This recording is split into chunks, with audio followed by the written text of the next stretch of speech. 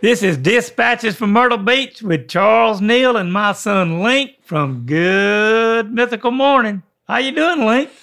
I'm doing good, Dad. Good to see you. Yeah. We're both wearing blue today. Yeah. We look good in blue, don't we? Yeah. Me and you know.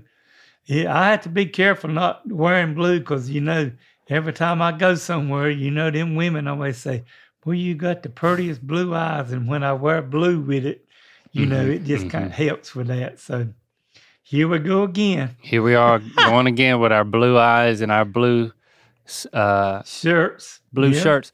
This is actually can you read what it says? It says Knights. Yeah. Knights is apparently the mascot of my elementary school now. Bowie's Creek Elementary. This is actually from Bowie's Creek Elementary. They sent it to Rhett and I and made us honorary somethings. But, back when I went to school there, the mascot was a demon. The Bowie's Creek Demons. And I guess something happened along the way. What do you think happened, Dad? I reckon it had to something get politically correct. So children that's in grammar school couldn't be demons no more. They had to be knights. Might be religiously correct. I don't know which one it is, but I mean, the Duke Blue Devils. Duke Blue Devils are demons. Yeah. It's but I don't know the story, but it did make me curious when I was like, well, this is from Bowie's Creek Elementary School, but knights. But I don't know. I mean, and the Duke Blue Devils is a Methodist university, so that's a good point. Maybe it was the demons themselves saying that they didn't want to be relegated to being a mascot of a middle school. The demons themselves. So it was the middle school. It wasn't the grammar school. It was the middle school. Oh. Well, okay, you're right. It's the grammar school, as you call it, elementary school. But when I went to the elementary school, it went through middle school. So that's why I said that. But you're right. It's just elementary school. So but what I'm saying is that maybe the demons themselves got together and said they didn't want to represent a grammar school. Yeah, they probably can't reach. They want to be able to reach somebody older than demons. It's harder for them to reach. Oh, I don't know if it's harder for them to reach them now with all this stuff. All of them's got a phone, and all of them knows what to do on the internet and type something in so they could. Is that how demons work? Demons work through a phone? I think they could work through a phone. Okay. Yeah, I think they probably use anything they can get their hands on to try to corrupt somebody. So that would be my thinking, Okay. But I don't know. I don't know either. I mean, they might not exist. That's another way to look at it. But yeah, I don't know. Who am I to say? It's a cozy sweatshirt, and at least they still kept the colors, blue and gold. That made me happy. Yep. Because when they had the high school where after you went, and you didn't go to the high school. It was a high school there when I went to school and played basketball against the boys at Bowie's Creek, and they were the Bowie's Creek Demons. That's what they were. So, and it was the same school that I went to, but it went all the way through high school back then. Yes, it and did. So Lillington was a high school. Went from the 1st grade to the 12th grade. Yep. So they never brought y'all together.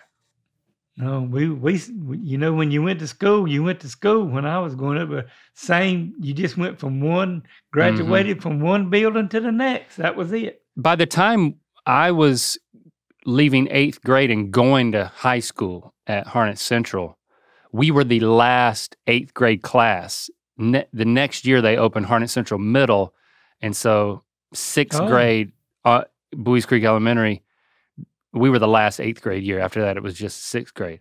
But when y'all should have had a big pomps and circumstance with y'all graduating from the 8th grade that year. Maybe we took demons with us. I really don't know. But you're saying when you were coming up, like the rivalry had to be pretty high, right? Because even in middle school, the rivalry between Bowie's Creek and Lillington and Anger and Lafayette. Yep. So all of those were individual high schools when you were growing up? Yes, they were. Anderson Creek, Boone Trail. And then you would see all these kids not just at the basketball games, but like just around the county. Oh yeah. Would fights break out, or did you interlope? Sometimes I won't welcome in other parts of the county. You can believe that. Yeah. It got that intense. Like it sounds like a Bloods and Crips kind of thing. Like you couldn't go over to Bowie's Creek and date any of the girls.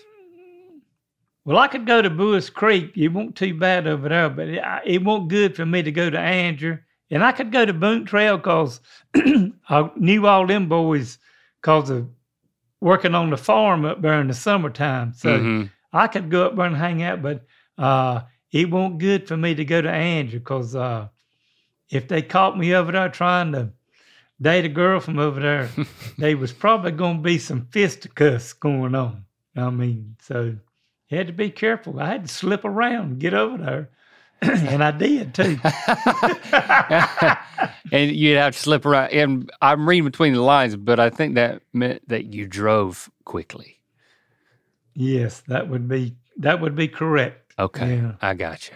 Where I could get in and out, and I had enough of a hot rod that I could get in and out quickly. See, but you could, if you were really good at slipping around, you could have a Lafayette girlfriend, an Anger girlfriend, a Lillington girlfriend. You can have one in every little part of the county. The county was much bigger back then, before the internet. I didn't say I didn't have one in all them places. I didn't have one. I don't think I ever had a girlfriend over in Lafayette, but I had one in Anger and had one in Dunn. Then I had your mama in Lillington. Oh, God. Had one in Boone Trail up there at Mamers, and we're all up there. So, I had one kind of stuck around different places. Okay. But stashed like Papa's liquor bottles. Yeah. Out in that back building out there. He didn't get to have them in the house. Don't keep your dates in a back building, people. If you're listening, we do not condone that. But yeah, when I went to high school, that was the culmination of that, because then all of those same towns that we're talking about that remained rivals for you as a freshman, we were all there. Together. All there together. Yep. And it was still the factions, but then I made a good friend with a guy from Anger.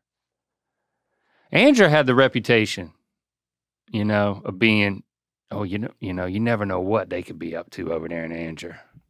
But I made an Anger friend, and that helped grease the skids for me to be all right. Anyway, so what you been up to? Well, I've been working some, like I always do, but in between all that, we took a trip to St. Augustine with Jody Patterson and Kathy and went down there for 4 days. And it was really pretty neat because Jody has been a truck driver for, I believe, 33 years. What's his route? How far did he go? Well, he used to drive trucks all over the country. Okay. And then about 25 years ago or something, he got into the gasoline business where you see all these trucks driving down the road, hauling gas and diesel fuel and stuff to where you can pull into the gas stations and make sure you can still get filled up and everything. So that's what he did for a long time. And he had in between, but when he was doing it, he always worked nights. All his other boys that worked in like from 7 o'clock in the morning to 7 o'clock at night, and then he'd work from 7 o'clock. And he's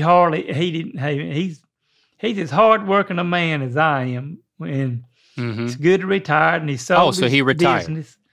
Sold his business, and so he really hadn't never been off and been anywhere much, and he had done a few things in them 25 or 30 years, but so Nancy and I carried him to St. Augustine, and you can drive, besides being nice and getting on the trolley and carrying them to the fort down there and letting them see the fort at St. Augustine, where the French used to own it, and then the British owned it, and then the Americans owned it. But you can drive on the beach at St. Augustine with your truck if you got a 4-wheel drive truck. And we was on my pickup. So you drove on the beach? One time I carried me and Nancy some chairs, but instead of buying some chairs, we just bought some towels. But it was neat seeing Jody, because I just sat up and watched. And he had his bathing suit on and went down there and took his shoes off and got in the water. And it was just like, this is pretty neat. He was saying, I hadn't done something like this probably in my whole lifetime, or at least 25 or 30 years. And him and Kathy had a great time, but the wind got to blowing so bad, and it was about sand blasting us. And I finally said, we could go back to where we're staying beside the World Golf Hall of Fame and go to the swimming pool and sit there in the sun, let y'all get a suntan, and we can get up under an umbrella, and we can go get in a hot tub. So we got back in the truck and loaded all up, went over there and went right on out to the pool and sat there, and finally sat there until it was time to fix some supper. And we had already went and got some steaks, and we cooked them on the grill and had a good time. And it was good carrying somebody and we had never been off with him somewhere. And this Jody Patterson, let me tell you, he's a mess. He's funny. He can come up with some sayings and stuff, and he keeps Nancy laughing all the time. So we had a great time together. I love the fact that you basically are teaching him how to vacation. That was pretty correct. You're showing him the ropes on how to really let it all hang out. Get your feet in the water. Come on, let's drive on the beach. Well, it's too dusty. Let's go to the pool. We got a hot tub. Let's get some steaks. That's right, Dad. You're like a concierge. I hear you. You're a vacation concierge. We're thinking about trying to get them loaded up and go back and take them to Aruba with us again. That's great. It's good to have some travel companions. You got somebody who can make you laugh. That's worth the price of admission right there. Well, he can do that. Yeah, he can tell you some stories and make you laugh. So, but we had a good time. So he made the cut. He might get invited to another trip. It sounds like. Oh yeah. Yeah, we're gonna do that. I fancy myself a fun connoisseur as well. And I'm remembering that, I gave you a nickname that's related to this. I can't remember what it was. We'll have to look back at that episode. Oh, Funbassador. Funbassador. There it is, Logan. Dad, we are Funbassadors. We usher people into fun, and we like to sit back and watch them experience it. Yes, we do. Yeah, that's really, and I feel like I'm coming more into that that aspect of my personality. Like I like throwing parties. Yeah, me too. Me and Nancy do too. I like going to parties, but I would rather throw the party than attend the party. And I want to do more of that. I can go to a party and pretty much be a fun ambassador there too. Yeah. That's right. The life of the party. Well, that's us. Didn't get a chance to attend the Good Mythical Tour. I want to relive some of the excitement. I don't know if y'all heard, but I made an appearance in Raleigh. Check out the documentary that goes behind the scenes of the tour, available now at the Mythical Society. Available now for first, second, and third degree members. Watch on mythicalsociety.com. Why do you want to learn a new language? Maybe you have an upcoming international trip, want to connect with a family member or friend, or just want to learn a new skill or take on a new hobby. In comes Rosetta Stone, the most trusted language learning program, available on desktop or as an app. It truly immerses you in the language you want to learn. They use trusted experts for 30 years with millions of users and 25 languages offered, some of which include Spanish, French, German, Korean, Chinese, Japanese, Dutch, and Arabic. Rosetta Stone immerses you in many ways. There are no English translations, so you really learn to speak, listen, and think in that language. It's designed for a long-term retention. Plus, they have convenient desktop and app options with audio companion and the ability to download lessons offline.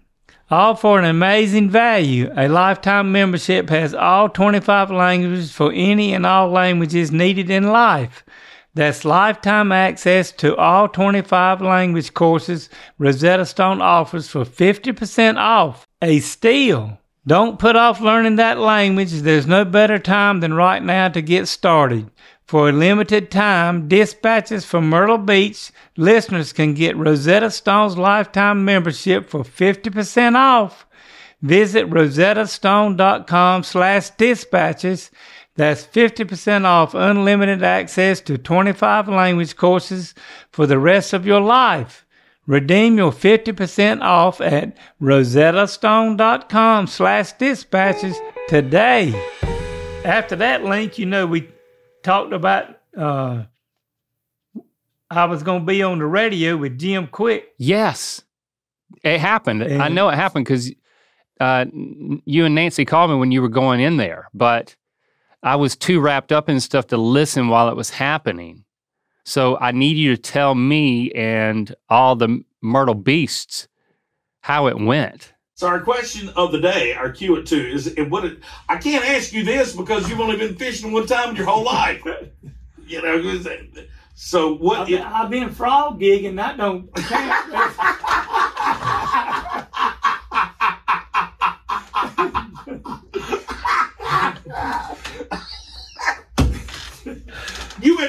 What's the biggest frog you ever caught? Probably about 3 pounds. That is a big frog. You hear me? Well, listen. Me and Jim Quick had a great time, and we had people were texting Jim on his radio that usually watches his show anyway. I got there at 10:45 before, and he goes on at 11 and goes off at 3, and he turned me loose about 10 minutes to 3. But you were there the whole time. I was there the whole time, and we had a episode where Logan had gave me some words, but we didn't get to he didn't have enough sense, and I didn't have enough sense either to record it. But people got to listen to me pronouncing these words Logan give me, and they was calling Jim on the phone, texting him on his phone. What? And a guy was riding down the road and called Jim and said, "Man, I got to stop and pull over because I'm laughing so hard I'm about to pee in my britches." Okay, so you're saying, Logan, you sent a list of words with Dad. Yep. And you did, or you did get to say them on the air, is what it sounds like. Oh, yeah, we said them on the air, but we didn't think about taking my phone or his because he didn't record any of the stuff. And oh, okay. Because Jim, every time I'd come on and before I'd come on, he'd say, "I got my good friend Charles Neal with me, and from Dispatches from Myrtle Beach." Mm-hmm. And then I'd say, and you can send me a question, rather be shagging at 53 at AOL.com. Okay. And we did that for 4 hours, off and on, and all kinds of stuff. And but he had a thing queued up for, I'm trying to remember, it was, Oh, about when I did the thing where you asked me, how smart I was or something, or did I know who Albert Einstein was or something? I said, well, I know what, and he was playing that clip of me saying E equal MC2 on the air and advertising dispatches from Myrtle Beach. And then Link, and I didn't forget what you asked me. Yeah. The first thing we did when he introduced me and we were talking a little bit, I told him, I said, well, my son wants me to talk a little bit about how to take a shower. Yes, you did it. I did it. Yes. And what you're supposed to do. How to dry off. Get through. Mm-hmm. And how to dry off. And we couldn't get, because it's a radio station where you can't get too explicit about it. We got explicit enough to let them know that after you wipe yourself off and dry yourself off with the towel, then you take the blow dryer and blow yourself off and get you all fresh and clean and dry. And Jim said, well, have you tried this?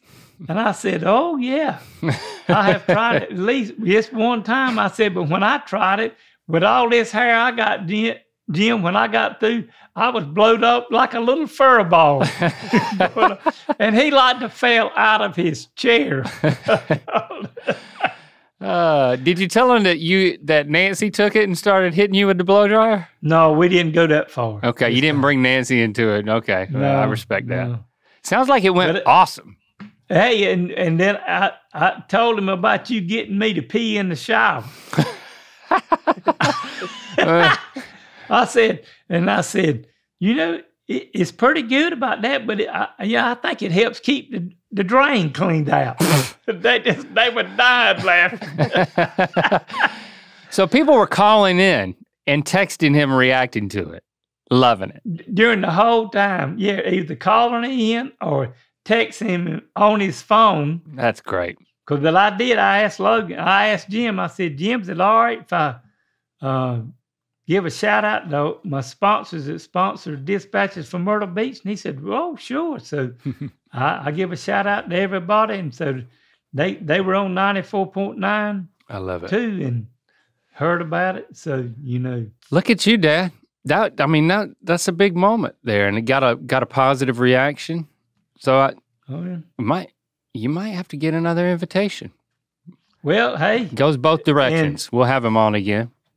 Let me tell you one little thing I got. We were eating out. Let's see, it was Saturday night, and this past Tuesday when I was on. And a lady from church called me, and she was just dying laughing, and she said, I didn't know that when I went to Sunday school with somebody that was famous and on the radio. And I said, oh, Lord. And then when I went to Sunday school Sunday, the guy that's the president of the class, Leon, he was welcoming all the visitors and everything. And then when he got through doing that, and he said, oh, yeah, I got one more thing. We got somebody famous in our Sunday school class. And I said, oh, Lord, here we go. And he did, and he said, Charles Neal, I turned the radio on, was listening to it Tuesday, and he was on the radio on 94.9 talking about his podcast, and he gave me the microphone and said, tell him what your podcast is. So I told the whole Sunday school class how to listen to this podcast. Hey, wherever there's an audience. For you, then there's an audience for the show. Yeah, so. Grassroots effort. When I got a holler out to Kendall from Chattanooga, Tennessee, says, hi, Charles and Link. I had the opportunity to see Rhett and Link on tour in Atlanta with a group of friends. I've been planning what I was going to wear for months and decided I had to custom make a hat with your email on it to support Dispatches from Myrtle Beach. It was a hit. Love you both very much. Yep, there it is. Oh, yeah. Rather be shagging 53 at AOL.com. She put the @ in the right place. That's good. That's pretty good. So good work, Kendall. Kendall, I really appreciate that. If you'd have been in Raleigh, you'd have got to see me in person. That's right. Yep. I mean, I think that the ovation, I don't know if it was standing. It probably was. It was. They stood up. Of course, I might have agged them on to stand up. That's right. Bit. Yeah, you did. You did kind of do the motion to stand. Some of them did. Yeah. Still ringing. It's still the ovation is still ringing all these weeks later, Dad. Is it still ringing in your own memory? Oh yeah, yeah. I still got it on my phone because our cousin videotaped it and sent it to me, Wesley. So that was nice of him. So can you just close your eyes and relive it sometimes?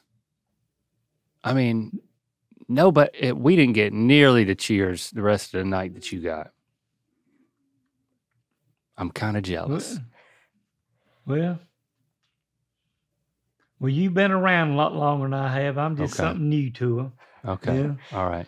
But if it weren't for you, there wouldn't be anything there for me. So you and Rhett. And don't you that's forget all right. it. Don't you forget it, Dad. Yeah. When you're getting those big ovations and I'm left in the dust, don't you forget who gave you your start. And if you're gonna say Jim Quick, I'm gonna be angry. That won't ever happen. Kendall, I love the hat. That's kind of a merch idea right there. That's just funny. Rather be Shaggy in 53. Might have to put the at in 2 different places though, like you do when you say it. Well, I'll see if I can do better, but I probably won't. Yeah. So I'll see if I can do better, but I probably won't. That's the spirit, Dad. That's believing in yourself, but then knowing yourself. Yeah. I'll see if I can do better, but I probably won't. I'm just setting your expectations. It's not that I'm not trying. It's just that I probably won't succeed. Well, I think we succeeding pretty good with Dispatches from Myrtle Beach. So we just. I know. I'm just saying the way that you say your email address. All right. Maybe I need to write it down again. Make sure I'm saying it right. No, you're fine. Just read it off of Kendall's hat. You can keep that picture around. Okay. Mm-hmm. Now it's time for a word from our sponsor. And we got a sponsor's ad we're going to do. He said, my name is Chloe and I live in Brighton, England. I'm marrying my fiance, Will, later this year, and we're visiting America, specifically Orlando, for our honeymoon. My question is, are there some must-try snacks, foods, or restaurants you would recommend to us? Mm-hmm. We're looking forward to trying things we don't have in the UK. Thanks. Oh. Well, I like this question. Chloe, I don't know about you. You kind of just have to be on your own, looking up some, finding some restaurants down in Orlando. But if you was in Myrtle Beach or North Myrtle Beach, I could give you some good restaurants. So if you happen to get up this way, I could give you some. But one of my, a couple of my biggest snack things is honey barbecue twists from Frito-Lay. Oh, and man, I know what you're talking about. They some kind of good. When you pop open a bag of them, most of the time, and it's just like that thing says about Lay's potato chips. You don't just eat one of them because you have to pull 2 or 3 out at one time and chomp down on them and get with it. And they're shaped funny, right? Yeah, they're twist. Yeah. Like a corkscrew. Like a corkscrew. Like a pigtail. That would be correct. Like an auger. To dig a well with these things. They're good. Hey, my little dog Gypsy, I just crunch them up and lay them on the chair when I'm eating them, and she loves them too. But she doesn't have any teeth, Dad. Well, I get them in little bitty, crunch them up in little bitty things, and she laps them up and eats them. She can still taste them. Yeah. What's that do to? Does that make her vomit? No, I ain't never seen not from that. No, I don't give her that many, but hey, if I eat something, she'll eat it. So you know, if that's not an endorsement, I don't know what is. You got the dad and the dog endorsement for that one, Chloe. And then the other thing, if you want to try something good, I've sent some to Logan and linked one time too. It was some Little Debbie peanut butter cookies, but they also make a wonderful oatmeal cookie too. So that's 2 or 3 things. You could Little Debbie oatmeal or peanut butter cookies, but make sure you get you some of them honey barbecue twists and try some of them and get you you can eat those things and drink whatever if you like soft drinks. If you come over here and want to have you a cold beer with it, you can. They're pretty good with cold beer too. So just help yourself with whatever you're doing and what you're eating with them. So did Frito pay for that? No. Oh, well, okay. Well, maybe after they heard me talking about me and Gypsy eating them, maybe we can get them on board. Yeah, that could do it, Dad. Well, Link, it's been fun having all of y'all here with us today, and we'll be back next week for another one. And don't forget to follow and subscribe wherever you get your podcasts and on YouTube. And while you're at it, rate and review us on Apple Podcasts. If you got a question, comment, or story you'd like to share with me, email me at ratherbeshagging53@aol.com. There you go. And y'all have a great rest of your week, and we can't wait to comfort your coconuts again next time. Oh, well, okay. All right. Yes, I agree. Comfort. Well, it's been fun. Yeah. Love you, Link. Love you too, Dad.